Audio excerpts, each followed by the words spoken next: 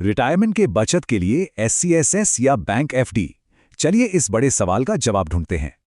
एक सुरक्षित रिटायरमेंट के लिए सही निवेश चुनना बहुत जरूरी है।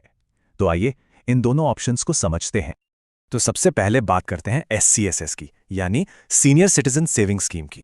ये स्कीम खास तौर पर सीनियर सिटीजन्स को एक रेगुलर और भरोसेमंद इनकम देने के लिए है। फिलहाल इस पर 8.2% का शानदार सालाना ब्याज मिल रहा है।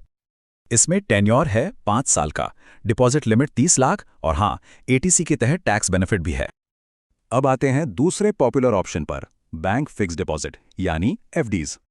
एससीएस से अलग एफडीज में कई बैंकों से अलग अलग रेट्स और टेन्योर चुनने की आज़ादी होती है। यहां देखिए, कुछ बैंकों के रेट्स एससीएस के काफी करीब हैं तो कुछ के काफी कम। एफडीज में फ्लेक्सिबिलिटी तो है, पर रेट्स अलग अलग होते हैं और एटीसी का फायदा भी नहीं मिलता। तो चलिए अब दोनों को आमने सामने रखकर देखते हैं कि असल में फर्क क्या है। ये टेबल देखिए, ब्याज दर, टेन्योर और टैक्स बेनिफिट्स, सारे बड़े फर्क एकदम साफ हैं। तो अब जब सारी बातें साफ हैं, सवाल ये है कि चुनना क्या है और क्यों। अगर प्रायोरिटी ज्यादा रिटर्न और टैक्स बचाना है तो एससीएसएस एक जबरदस्त चॉइस है।